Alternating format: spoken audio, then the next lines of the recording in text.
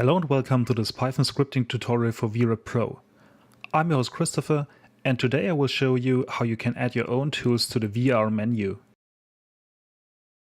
When you're doing design reviews in VR or have been working with VR in general, you probably already came in touch with the VR menu. The VR menu is an interface that is integrated in VRED and contains lots of useful tools when working in VR. It's displayed in your 3D environment and can be used with the controllers of your VR headset. You can open it by going to Script in the menu bar where you see the option VR menu. At the bottom of the list you see the entry Show VR menu. Here you also have the ability to toggle on and off entries to customize the tools that should be included. Adding tools to the menu is done with the VR Immersive UI service. The service allows you to create new tools with the Create Tool function and specify its behavior. After creating the tool, we set its name and connect to one of the signals to start or stop the tool. My goal is to add a tool that enables a turntable that is automatically added to our scene, so that the model we are reviewing is rotating slowly. Therefore, our tool should be called Turntable. There's a total of 5 signals we can use to interact with the tool: clicked, checked and unchecked, view opened and view closed. For this example I want to use the checked and unchecked signals that tell me when our turntable gets enabled or disabled. We can test our custom tool by using some print messages and the signal callbacks. Everything's working fine so far and we can continue implementing our turntable. Now I want to implement the basic logic that adds a turntable in our scene and rotates the model. I took the code from an example script that is provided with VRED and added some of my own lines of code. We need a clever way to mark all the nodes in our scene that should rotate when we activate the tool. I will use a simple keyword that I add to the name of the node. I chose the keyword tool_turntable for this. First, we need 2 global variables that hold our turntable interpolator and a rotation slider. Then we implement the enable turntable function in our checked signal callback. We can use the find function from the API version 2 that works with wildcards to find our turntable node and get a reference to it.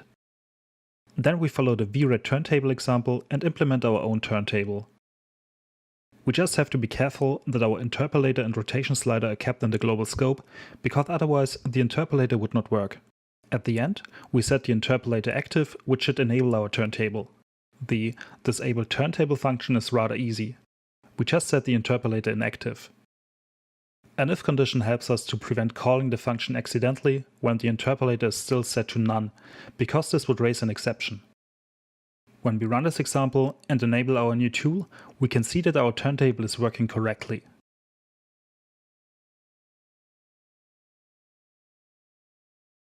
Right now our tool only has a name tag to identify. But we also want to add an icon to make it A, more recognizable, and B, way cooler. There are multiple ways to add icons, but for this example I add the icons by encoding them as a base 64 string. This way I can add the images directly to my script as text. You can use web services to convert your icons to a base 64 encoded string and then copy the result to your code. With a few extra lines, we can convert our base 64 encoded icons to a Q icon and add them to our tool. Here we put the icon code in a function to tidy it up a little bit.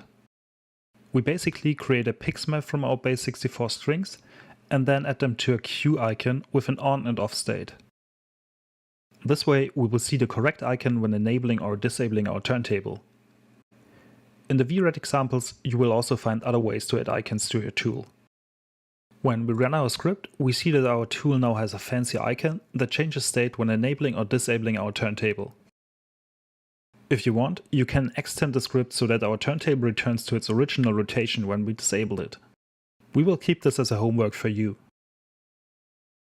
In this tutorial we created a whole new tool that we can add to our VR menu and use it in presentations or design reviews. Right now our tool is stored in the script editor of our scene, but I recommend saving it as a single Python file.